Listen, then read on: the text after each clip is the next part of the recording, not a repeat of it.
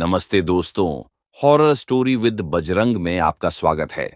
आज हम आपके लिए लेकर आए हैं एक ऐसी कहानी जो आपके रोंगटे खड़े कर देगी। दिल्ली की तंग गलियों में बसा एक पुराना मकान, जहां शालिनी और उसकी बेटी काव्या रहती हैं। लेकिन इस मकान में कुछ ऐसा है जो रात के सन्नाटे में साए बनकर घूमता है। एक बंद कमरा, एक अजीब साया और काव्या की डरावनी ड्राइंग्स। क्या है इस मकान का राज? तैयार हो जाइए, क्योंकि ये कहानी आपको सोने न देगी।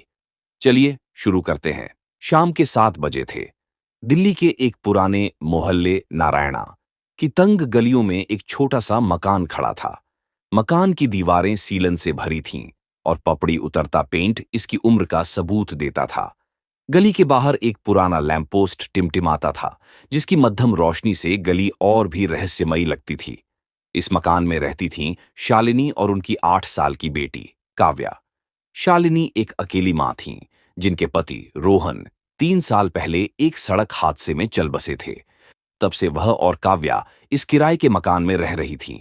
मकान पुराना था, लेकिन सस्ता था, और शालिनी को लगता था कि यह उनके लिए पर्याप्त है। उस शाम शालिनी लिविंग रूम में बैठी थी और काव्या अपनी ड्राइंग बुक में कुछ बना रही थी। उसकी छोटी छोटी उंगलियां रंगीन पेंसिलों को कसकर पकड़े थीं, और वह बार बार एक अजीब सी आकृति बना रही थी।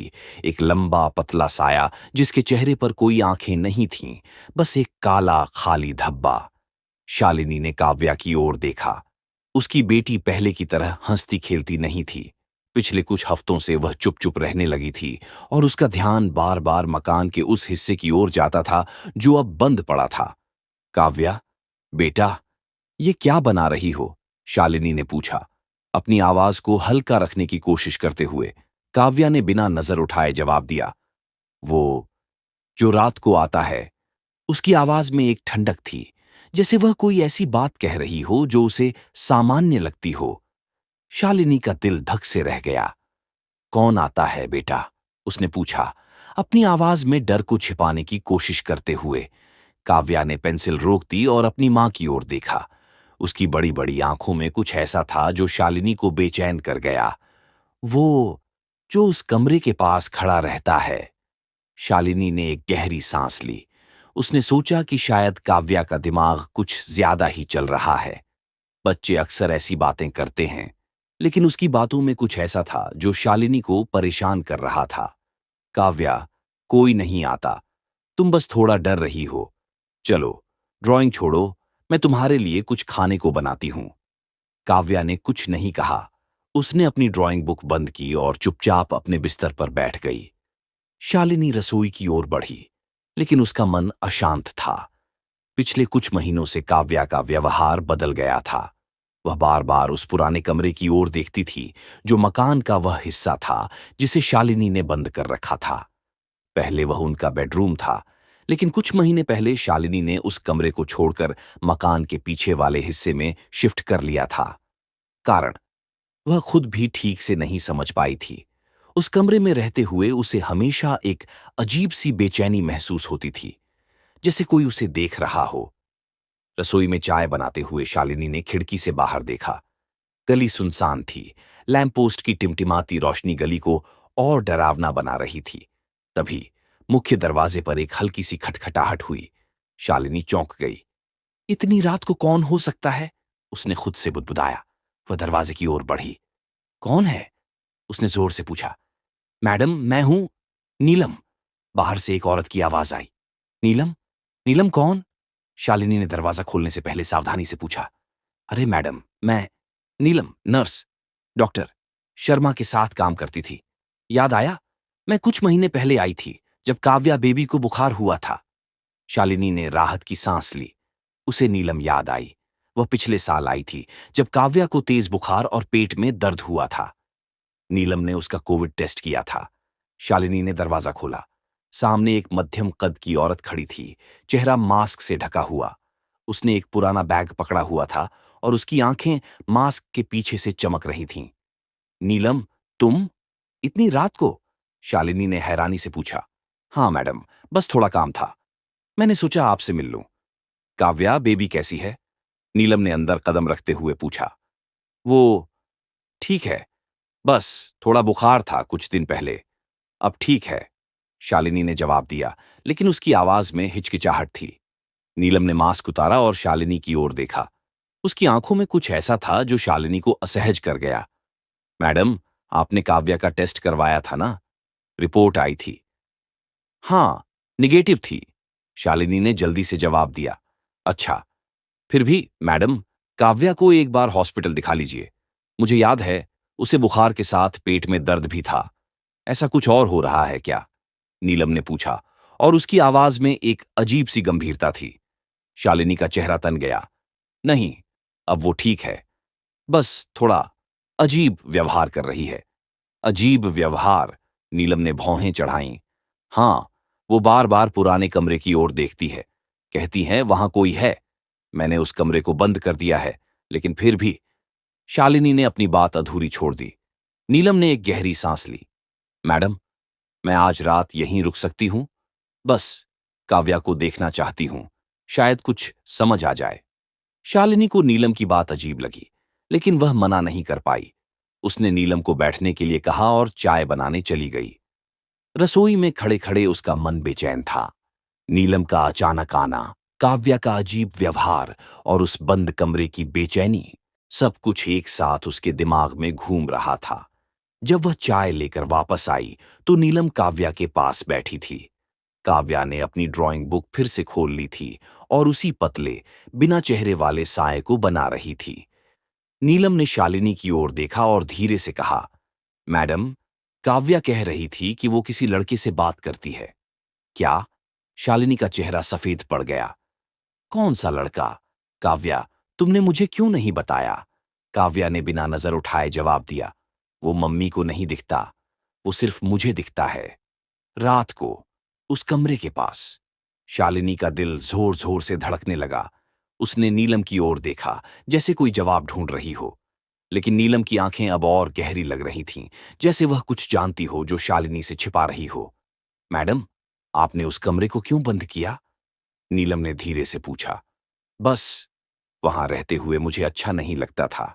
काव्या भी वहां डरती थी, इसलिए हम पीछे शिफ्ट हो गए, शालिनी ने जवाब दिया, लेकिन उसकी आवाजें कांप रही थी।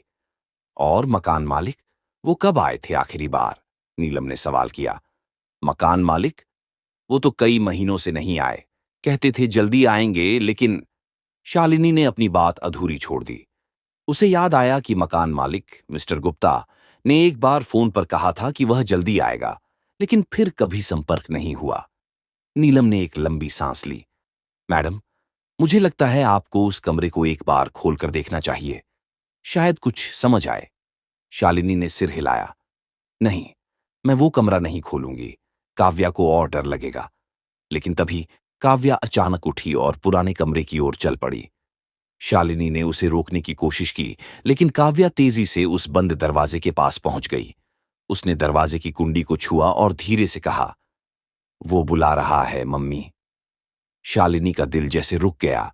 वह दौड़कर काव्या के पास पहुंची और उसे खींच लिया। काव्या, मैंने मना किया था ना, वहां नहीं जाना। लेकिन काव्या की आंखें अब खाली खाली लग रही थीं। उसने शालिनी की ओर देखा और धीरे से कहा, वो कहता है मकान मालिक आ गया है। शालिनी का शरीर ठंडा पड़ गया। उसने नीलम की ओर देखा, जो अब चुपचाप खड़ी थी। उसकी आंखों में एक अजीब सी चमक थी।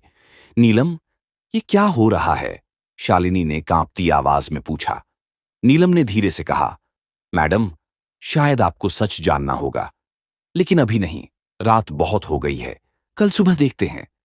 शालिनी ने काव्या को गोद में उठाया और उसे अपने कमरे में ले गई। उस रात वह सो नहीं पाई। नीलम की बातें, काव्या का व्यवहार और उस बंद कमरे का रहस्य, सब कुछ उसके दिमाग में घूम रहा था। उसने बार बार उस बंद दरवाजे की ओर देखा, जैसे वह अपने आप खुल जाएगा। बाहर गली में लैंपपोस्ट की रोशनी अब और मध्यम हो गई थी और उसकी टिमटिमाहट से कमरे में अजीब सी छायाएं बन रही थीं। रात के करीब 2 बजे शालिनी को लगा कि उसने कोई आवाज सुनी, एक हल्की सी खटखटाहट, जैसे कोई दरवाजे को धीरे धीरे खटखटा रहा हो। वह बिस्तर से उठी और काव्या की ओर देखा। काव्या गहरी नींद में थी, लेकिन उसकी ड्राइंग बुक खुली पड़ी थी और उसमें वही बिना चेहरे वाला साया फिर से बना हुआ था। शालिनी का दिल जोर से धड़कने लगा। उसने नीलम को देखा जो सोफे पर लेटी थी, लेकिन उसकी आंखें खुली थीं। नीलम, तुमने वो आवाज सुनी? शालिनी ने धीरे से पूछा। नीलम ने सिर हिलाया। हाँ मैडम, लेकिन आप चिंता मत करो। सुबह तक रुकिए। सुबह तक? ये क्या हो रहा है नीलम? तुम कुछ छिपा रही हो? शालिनी की आवाज में गुस्सा और डर दोनों थे। नीलम ने धीरे से कहा, मैडम, मैं सब बता दूंगी, लेकिन अभी आपको शांत रहना होगा। काव्या के लिए। शालिनी ने काव्या की ओर देखा। उसकी बेटी अब भी सो रही थी, लेकिन उसका चेहरा शांत नहीं था। वह बार बार करवट बदल रही थी, जैसे कोई बुरा सपना देख रही हो। शालिनी ने काव्या को कसकर पकड़ा और अपने पास लिटा लिया, लेकिन उसका मन अब भी उस बंद कमरे की ओर खींच रहा था। सुबह होने तक शालिनी की आंखें लाल हो चुकी थीं। वह रात भर जागती रही थी। नीलम सुबह जल्दी उठ चुकी थी और रसोई में चाय बना रही थी। शालिनी ने उसे देखा और पूछा, नीलम, तुमने कल रात कुछ अजीब क्यों कहा? मकान मालिक का क्या मतलब था? नीलम ने चाय का कप शालिनी की ओर बढ़ाया और कहा, मैडम, मैं बस इतना कहूंगी कि आपको उस कमरे को खोलना होगा। काव्या जो कह रही है वो शायद सच है। शालिनी का गुस्सा भड़क उठा। तुम क्या कहना चाहती हो? मेरे घर में कोई भूत प्रेत है? ये बकवास है। नीलम ने शांत स्वर में जवाब दिया, मैडम, मैंने ऐसा नहीं कहा, लेकिन कभी कभी कुछ चीजें ऐसी होती हैं जो हमारी समझ से बाहर होती हैं। आपने खुद कहा ना, उस कमरे में आपको बेचैनी होती थी। शालिनी चुप हो गई। वह जानती थी कि नीलम सही कह रही है। उस कमरे में कुछ तो था जो उसे और काव्या को अशांत करता था। उसने एक गहरी सांस ली और कहा, ठीक है, मैं आज उस कमरे को खोलूंगी, लेकिन तुम मेरे साथ रहोगी। नीलम ने सिर हिलाया। दोनों उस बंद दरवाजे की ओर बढ़ीं। काव्या अपने बिस्तर पर बैठी थी, लेकिन उसकी नजरें उसी दरवाजे पर थीं। शालिनी ने कुंडी को छुआ। उसका हाथ कांप रहा था। उसने धीरे से दरवाजा खोला। कमरे में धूल की मोटी परत जमी थी। फर्नीचर पुराना और टूटा फूटा था। एक टेबल पर कुछ पुरानी तस्वीरें और एक घड़ी पड़ी थी जो रुकी हुई थी। शालिनी ने एक तस्वीर उठाई। उसमें एक परिवार था, एक पुरुष, एक औरत और एक छोटा लड़का। शालिनी ने हैरानी से तस्वीर को देखा। ये लोग कौन हैं? ये तस्वीर मेरे घर में क्या कर रही है? नीलम ने तस्वीर की ओर देखा और धीरे से कहा, मैडम, ये इस मकान के पुराने किराएदार थे। क्या? मुझे तो मकान मालिक ने कहा था कि यहां पहले कोई नहीं रहा। शालिनी की आवाज में गुस्सा था। नीलम ने जवाब दिया, मकान मालिक ने शायद आपको सच नहीं बताया। ये यहां कई साल पहले रहते थे, लेकिन उसने अपनी बात अधूरी छोड़ दी। लेकिन क्या? शालिनी ने जोर से पूछा। तभी काव्या कमरे में आ गई। उसने तस्वीर की ओर देखा और धीरे से कहा, मम्मी, यही वो लड़का है। वो मुझसे बात करता है। शालिनी का शरीर ठंडा पड़ गया। उसने तस्वीर को और करीब से देखा। उसमें दिख रहा लड़का वैसा ही था जैसा काव्या अपनी ड्राइंग में बनाती थी, लंबा, पतला और बिना चेहरे के। शालिनी की उंगलियां तस्वीर को कसकर पकड़े हुए थीं। पुराने कमरे की धूल भरी हवा में वह तस्वीर किसी रहस्य की तरह लग रही थी। तस्वीर में दिख रहा लड़का लंबा, पतला और बिना चेहरे वाला वही था जिसे काव्या अपनी ड्राइंग में बार बार बनाती थी। शालिनी का दिल जोर जोर से धड़क रहा था। उसने नीलम की ओर देखा, जिसकी आंखें अब कमरे के अंधेरे कोने की ओर टिकी थीं। नीलम, ये क्या हो रहा है? शालिनी की आवाज कांप रही थी। तुम कह रही हो ये लोग इस मकान के पुराने किराएदार थे, लेकिन ये तस्वीर यहां क्या कर रही है? और काव्या, काव्या इसे कैसे जानती है? नीलम ने एक गहरी सांस ली और धीरे से कहा, मैडम, मैं आपको सब बताऊंगी, लेकिन पहले काव्या को यहां से ले जाइए। उसे इस कमरे में नहीं रहना चाहिए। शालिनी ने काव्या का हाथ पकड़ा और उसे बाहर खींचने की कोशिश की, लेकिन काव्या टस से मस नहीं हुई। उसकी नजरें अब भी तस्वीर पर थीं। मम्मी, वो यहीं है, काव्या ने धीरे से कहा। वो चाहता है कि हम उसकी बात सुने। शालिनी का शरीर ठंडा पड़ गया। उसने कमरे के चारों ओर देखा। धूल भरी हवा में कुछ हलचल सी महसूस हुई, जैसे कोई अदृश्य मौजूदगी कमरे में घूम रही हो। उसने काव्या को गोद में उठाया और तेजी से दरवाजे की ओर बढ़ी, लेकिन दरवाजा अपने आप बंद हो गया। एक तेज धमाके के साथ कुंडी अपनी जगह पर लॉक हो गई। नीलम, शालिनी चीख पड़ी। ये क्या हो रहा है? नीलम ने शालिनी का हाथ पकड़ा और शांत स्वर में कहा, मैडम, डरिए मत। हमें शांत रहना होगा।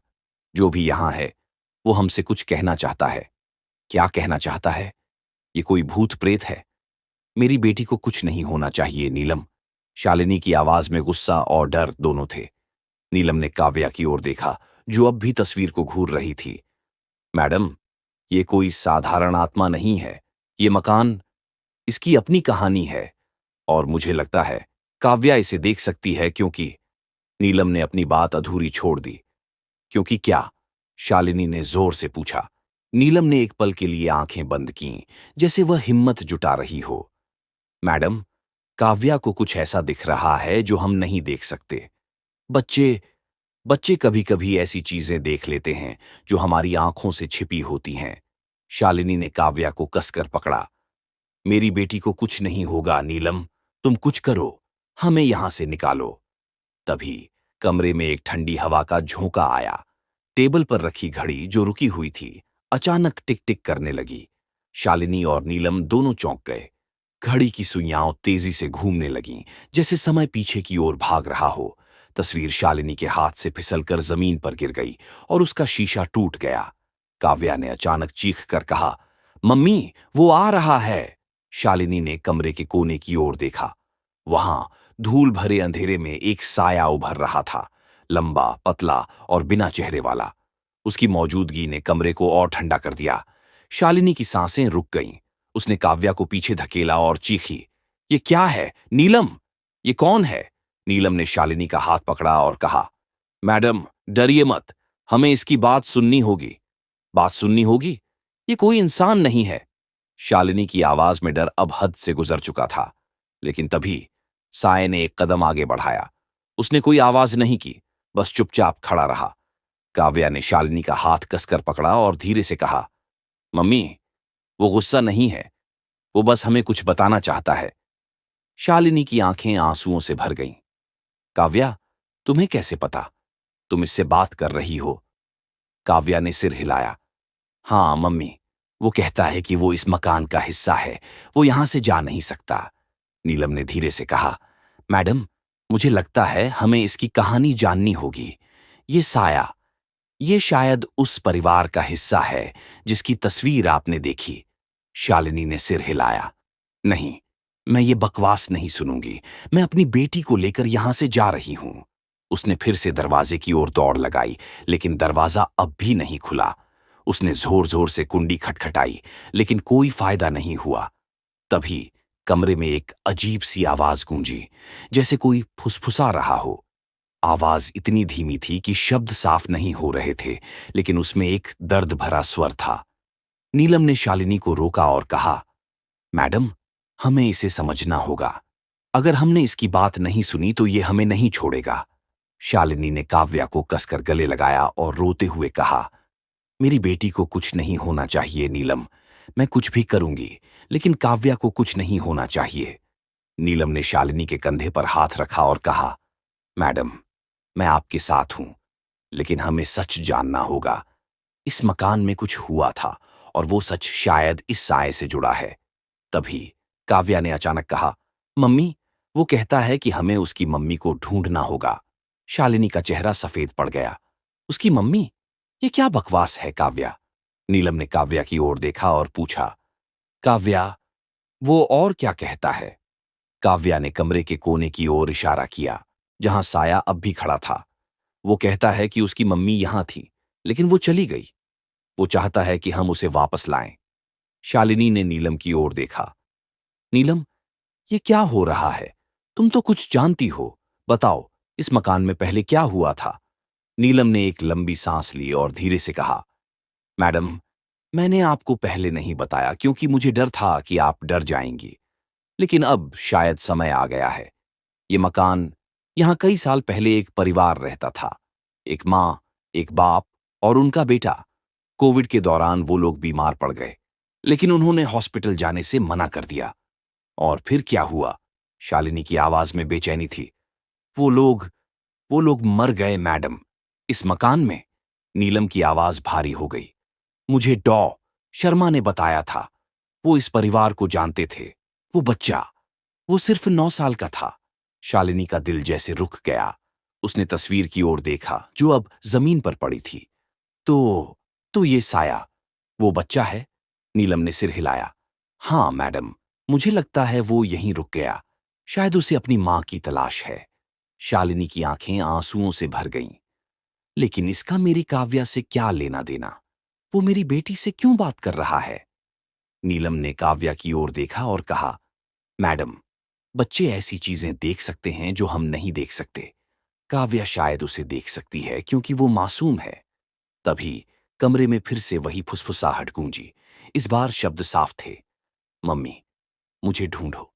शालिनी ने काव्या को कसकर पकड़ा और चीखी, बस, मैं ये नहीं सुनूंगी। मैं अपनी बेटी को लेकर यहां से जा रही हूं।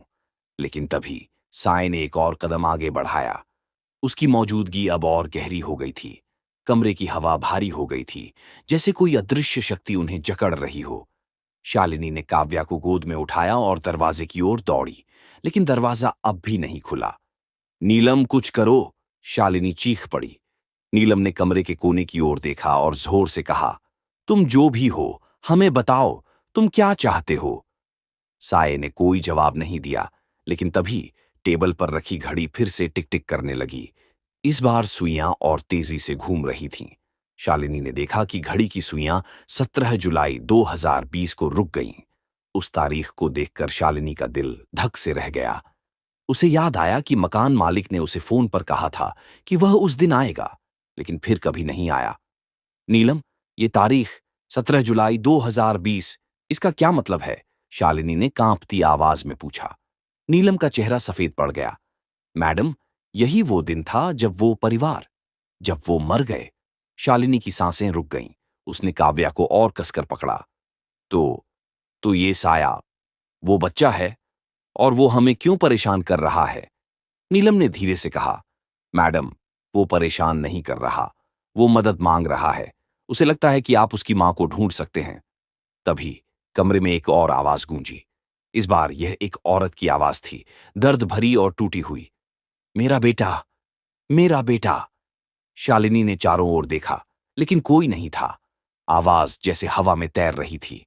काव्या ने अचानक शालिनी का हाथ छोड़ दिया और कमरे के कोने की ओर बढ़ी। काव्या, रुक जाओ! शालिनी चीखी, लेकिन काव्या नहीं रुकी। वह साय के पास पहुंच गई और धीरे से कहा, मैं तुम्हारी मम्मी को ढूंढ दूंगी। शालिनी का दिल जैसे रुक गया।